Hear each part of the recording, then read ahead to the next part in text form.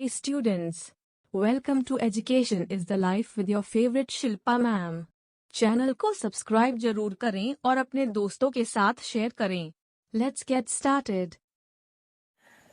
Hello दोस्तों, मैं आपकी दोस्त शिल्पा चौधरी, जो कि आज हम पढ़ने वाले हैं घास का परमेय। इसके पहले हम विद्युत फ्लक्स और घन कोण के बारे में अच्छे से पढ़ लिया था। उसके बाद हमारा बचा था घास का परमेय, जो कि एग्जाम के तौर पर बहुत ही इम्पोर्टेंट है। वही आज हम पढ़ने वाले हैं, तो थोड़ा ध्यान से पढ़िएगा।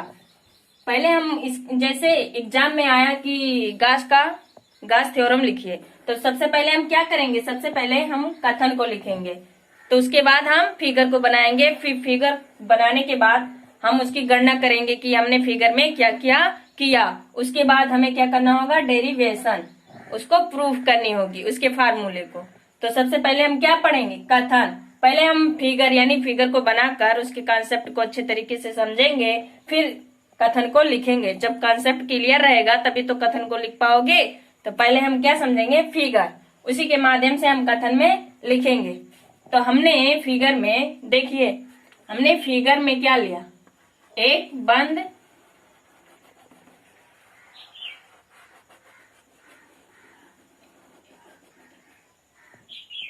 बंद पृष्ठ लिया। इस बंद पृष्ठ के मध्य में एक बिंदु, जिसको हमने क्या मान लिया? ओ मान लिया। क्या मान लिया? ओ मान लिया। इस पूरे सरफेस, ये आपका पूरा पार्ट है कि नहीं है, तो इसको हमने क्या नाम दे दिया? एस दे दिया। उसके बाद इस पर जो कुल आवेश है, क्या है? कुल आवेश है, हमने क्या मान लिया? क्यू मान ली। क्या मान ली? क्यू। और इस बिंदु से जो विद्युत फ्लक्स की संख्या निकल रही है, विद्युत फ्लक्स निकल रही है, ये आपका क्या है? विद्युत फ्लक्स की संख्या यानी बल रेखाएं, विद्युत बल रेखाएं हैं। हुआ कि नहीं हुआ? हुआ। इसको हमने एक पृष्ठ और मान लिया, जो कि यहाँ छोटा वाला भाग है। क्या? छोटा पार्ट है। ये आपका क्या? पूरा पार्ट है। बड़ा वाला क्या है? पूरा पार्ट, जिसको हमने किससे प्रेजेंट किया? यस से। लेकिन इसको क्या करेंगे? डीएस से प्रेजेंट करेंगे। इसके मध्य में हमने एक रेखा खींची, इसकी त्रिज्या क्या हुई? आर हुई। इन दोनों के बीच में जो कोण बनना है, उसको हमने क्या ले लिया? D omega. क्या ले लिया? D omega. इस पर हमने एक लंब खींचा, तो हमें क्या प्राप्त हुआ? थीटा। क्या प्राप्त हुआ? थीटा। और इस बिंदु को हमने क्या मान लिया? पी। क्या मान लिया? पी। इसी को हमने डीएस यानी छोटा पार्ट, छोटा पृष्ठ आपका क्या हुआ? यही हुआ। छोटा सरफेस क्या है? ये वाला। और बड़ा सरफेस ये। तो पहले हम इसमें क्या करेंगे कि छोटे छोटे सरफेस से जो विद्युत फ्लक्स की संख्या निकल रही है, उसको निकालेंगे। फिर बड़े सरफेस वाला जो निकल रहा है विद्युत फ्लक्स की संख्या, उसको निकालेंगे। तो आई होप इतना बात समझ में आई होगी कि फिगर में हमने क्या क्या किया। एक बंद पृष्ठ लिया। क्या लिया? घास का थ्योरम, जो डिपेंड करता है एक बंद पृष्ठ पर ही। पृष्ठ कैसा होना चाहिए? बंद होना चाहिए।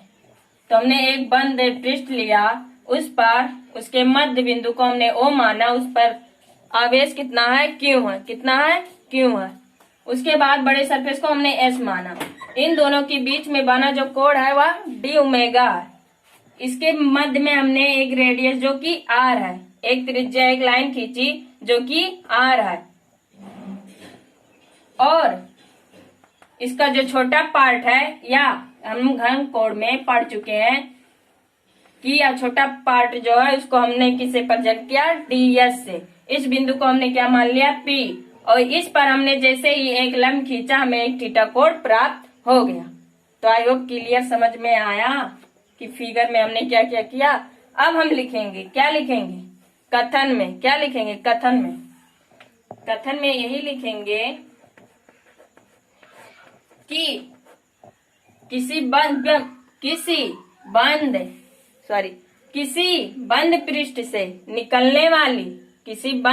से निकलने वाली विद्युत फ्लक्सों की जो संख्या है, उस बंद पृष्ठ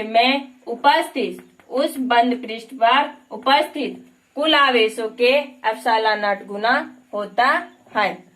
यही फिगर कथन में आपको लिखना होगा। तो चलिए लिखते हैं, किसी बंद पृष्ठ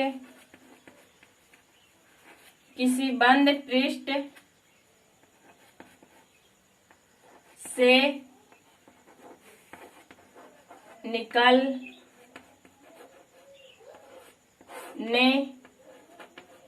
वाली फ्लक्सों की संख्या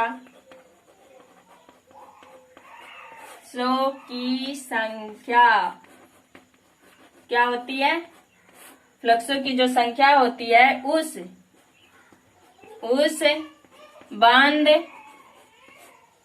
पृष्ठ से निकलने वाली उस बंद पृष्ठ पर उपस्थित कुल आवेश आपका क्या है? क्यों है कि नहीं है? क्यों? कुल आवेश का 1/ε0 गुना होता है। ये आपका था कथन। क्या था आपका कथन? क्या था? कथन था।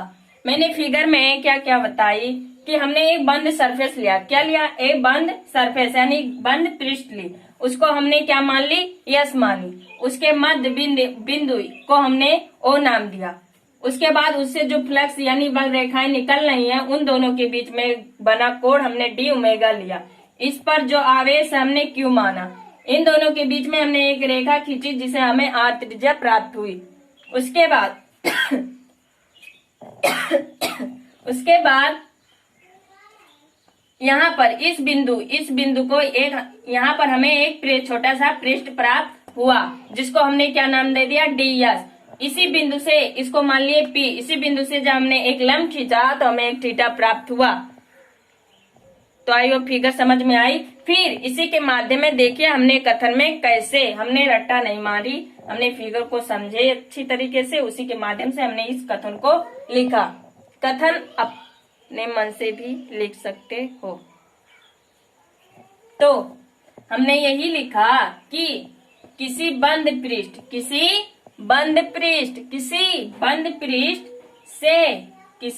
पृष्ठ से निकलने वाली फ्लक्सों की संख्या, ये आपकी क्या है? फ्लक्सों की संख्या उस बंद पृष्ठ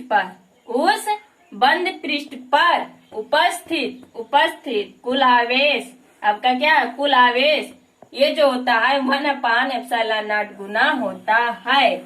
यही आपको कथन में लिखनी होगी। क्या करनी होगी? लिखनी होगी। और इसे किसे प्रेजेंट करते हैं? इसे फाई ई से प्रदर्शित करते हैं। किसे प्रदर्शित करते हैं? फाई ई से प्रदर्शित करते हैं। यानी फाई ई क्या होगा? इक्वल 1/, यानी पहले क्यों कुल आवेश लिए गुना किसके? ε0 गुना। हुआ कि नहीं हुआ? हुआ। इसे भी अब फाई ई से प्रेजेंट करते हैं। कुल आवेश हमने क्यों माना? गुणा किसके गुना होता? 1/ε0 के गुना होता। तो फाई इक्वल्स इसका गुणा इससे होगा तो Q/ε0। ये आपका प्राप्त हो गया कि नहीं हो गया? यही आपका फार्मूला। अब इसी फार्मूले को हमें क्या करना होगा? प्रूफ करना होगा। अब माना इसकी गणना आप खुद कर सकते हो कि फिगर में हमने क्या क्या किया। ठीक है, तो आई होप इतना बस जितना हम बताए हैं उतना आपके दिमाग में फिट हो गया होगा। मैंने 2 बार बताई कि मैंने पहले फिगर को अच्छे तरीके से उसके कॉन्सेप्ट को समझी, फिर उसी के माध्यम से हमने कथन में जो मैंने की वही लिख दी। फिर उसके बाद इससे प्रेजेंट करते हैं, इतना गुना होता है, क्यों का गुणा इससे किए, फार्मूला आपका आ गया। अब इसी फार्मूला फार्मूले को हमें क्या करना होगा, प्रूफ करना होगा। तो इसको मिटा दें।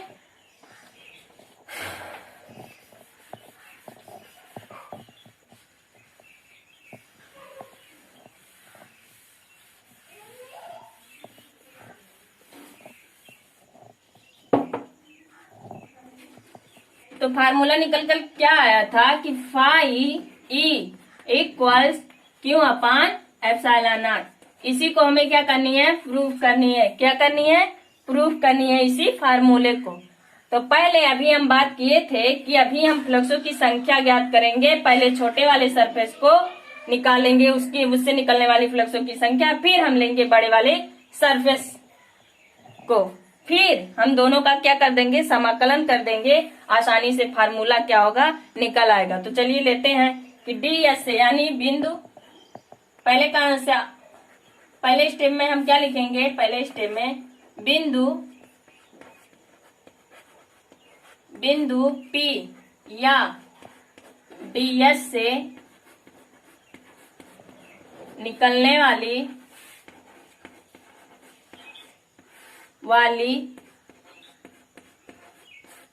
ds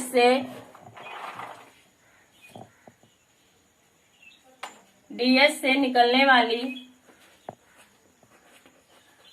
फ्लक्सों की संख्या, क्या निकालना है, फ्लक्सों की संख्या छोटे सरफेस की। तो फ्लक्सों की संख्या में उसका फार्मूला, विद्युत फ्लक्स की फार्मूला में पता कि क्या होता, छोटे के लिए हमेशा डी का प्रयोग करते हैं। छोटे सरफेस के लिए आगे हमें क्या लगाना होगा, डी। तो क्या होगा, E D S cos theta, होगा कि नहीं होगा। यही तो विद्युत फ्लक्स में हमने बताया था ये फार्मूला। अब क्या करेंगे कि एक आप विद्युत क्षेत्र की तीव्रता हमने पढ़ी थी कि नहीं पढ़ी थी, पढ़ी थी। क्या पढ़ी थी कि 1/4 pi epsilon naught Q upon R square D S cos theta. अब जरा गौर फरमाइएगा कि क्या करिए, ध्यान से अपनी जो दिमाग है इस पर, अपनी जो आंखें हैं इस पर ध्यान से देखिएगा। अपनी आंखी से आंख को इधर करें, कहाँ करें, इधर करें। दिखाई दे रहा है कि नहीं, ये हमने कहीं पढ़ा था। कहाँ पढ़ा था, ये हमने कहीं पढ़ा था। सोचो जल्दी, कहाँ पढ़ा था,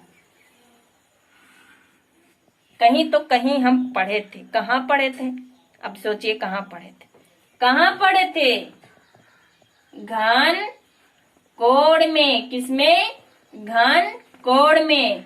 हम पढ़े नहीं थे कि जो डी ओमेगा बराबर होता है, यानी डी ओमेगा इक्वल से D S cos theta upon R square. इस फार्मूले को हमने कहाँ पढ़ा, घन कोण।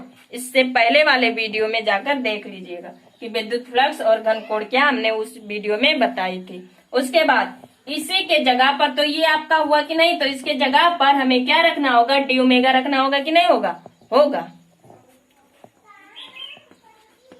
तो क्यू इंटू डी ओमेगा, ये समीकरण आपका एक प्राप्त हो गया। अब हम छोटे सरफेस के लिए तो निकाल लिए, अब हम किसके लिए निकालेंगे, बड़े सरफेस के लिए निकालेंगे कि नहीं निकालेंगे, निकालेंगे। तो देखिए अब दूसरे स्टेप में हम क्या लिखेंगे, दूसरे स्टेप में कि अभी तो हम छोटे वाले से निकाल रहे थे, अब क्या करेंगे, पूरे सरफेस को लेंगे। तो एस से निकलने वाली फ्लक्सों की संख्या, फ्लक्सों की संख्या क्या होगा,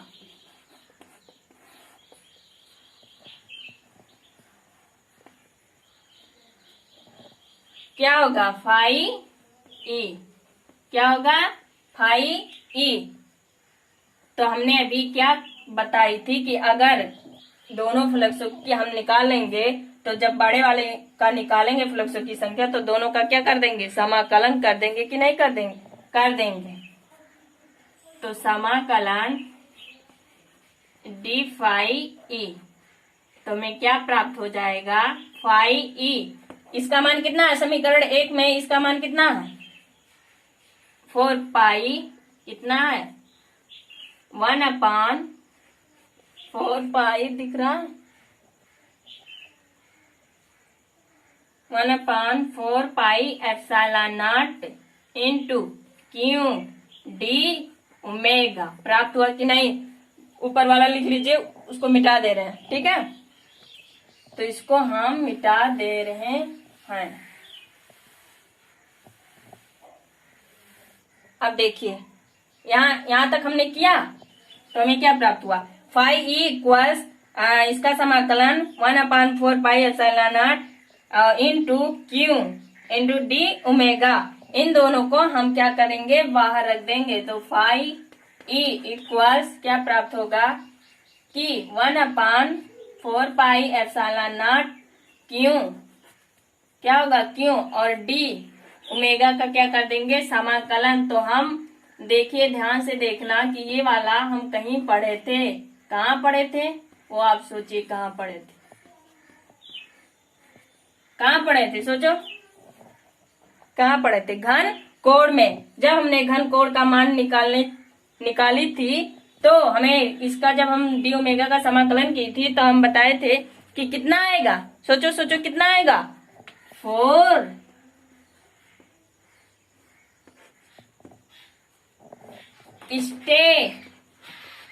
रेडियन। आई समझ में कि हमने कहा पढ़ा था, घन कोण में। जब इसका समाकलन करेंगे तो हमें इसका मान क्या पता चल जाएगा, 4 पाई रेडियन, रेडियन नहीं रेडियन। तो इसके जगह पर हम क्या लिखेंगे, 4 पाई, क्या लिखेंगे, 4 पाई। अब बाबू ये भी 4 पाई, ये भी 4 पाई, तो दोनों क्या होंगे, क्या होंगे, कैंसिल, क्या होंगे, कैंसिल। अब भैया क्या बचे, एप्सिलॉन नॉट, क्या बचे, एप्सिलॉन नॉट और क्यों बचे, तो फाई ई हम लिख सकते हैं, इसका गुणा ऊपर जाएगा क्यों अपान एप्सिलॉन नॉट। थोड़ा गौर फरमाइएगा कि वही फार्मूला निकल कर आया कि नहीं आया, आया, बोलो आया कि नहीं आया, यही फार्मूला आपका निकल कर आया कि नहीं आया, कितने आसानी से। पहले हमने छोटे सरफेस को लेकर चली, फिर हमने क्या की, बड़े वाले सरफेस को लेकर चली। पहले इसकी विद्युत फ्लक्स निकाली, फिर इसकी विद्युत फ्लक्स निकाली, फिर दोनों का क्या कर दिए, समाकलन कर दिए, और आपका फार्मूला बहुत ही आसानी से टपक पड़ा। आया कि नहीं आया, सोचो कितना आसान था गॉस थ्योरम, जो कि एग्जाम में बहुत इम्पोर्टेंट है। क्या है, बहुत इम्पोर्टेंट है। तो पहले आप फिगर समझिए, फिगर को बनाइए, उसके छोटे छोटे कॉन्सेप्ट को समझिए कि हमने फिगर में किया क्या है, फिर उसी के तौर पर हमें कथन लिखना होगा। फिर फिगर, उसके बाद कथन को, जैसे कथन आप यहाँ डाले तो हमें समझ में, एग्जाम में गए तो माइंड काम नहीं कर रहा, तो आप उसके नीचे कई लाइन या 4-5 लाइन छोड़कर उसके नीचे आप फिगर बनाओगे। फिर अगर फिगर आपको अच्छे से समझ में आया, उसका कॉन्सेप्ट आपको क्लियर हो गया, तो उसी के माध्यम से आप ऊपर कथन को लिख देना। फिर जो जो आप फिगर में किए हो माना करके उसको लिख देना, फिर उसका सिद्धांत, फिर हम जैसे बताए हैं डेरिवेशन करना, वैसे आप कर देना, ठीक है। तो पहले हमने छोटे सरफेस को लेकर चली, फिर हमने बड़े सरफेस को ली और दोनों का फ्लक्सों की संख्या निकाली, फिर दोनों का समाकलन कर दी। फिर समाकलन करने के बाद हम डायरेक्टली, हमें फार्मूला पता हो गया कि फाई ई इक्वल्स कितना होता है, Q upon epsilon naught, Q E equals, यानी phi E equals Q upon epsilon naught. प्राप्त हुआ कि नहीं हुआ फार्मूला, कितना आसान था काश का पानी। अब इसके बाद हम पढ़ेंगे 3 टॉपिक्स और बचा है, उसके बाद ये भी आपका दूसरा लेसन समाप्त हो जाएगा। पहला तो समाप्त हो गया, लेकिन दूसरा बाकी था, और 3 टॉपिक्स, इसका जो अनुप्रयोग है वो हम पढ़ेंगे। एक है किसी रेखीय चालक पर हमें विद्युत क्षेत्र की तीव्रता ज्ञात करनी है, और एक गोलीय चालक पर हमें विद्युत क्षेत्र की तीव्रता ज्ञात करनी है, और एक किसी चादर पर, आयताकार चादर पर विद्युत क्षेत्र की तीव्रता ज्ञात करनी है, जो कि अगले लेक्चर में हम पढ़ेंगे। तो आज इतना ही, तब तक के लिए टाटा, बाय बाय, टेक केयर, जय हिंद, जय भारत।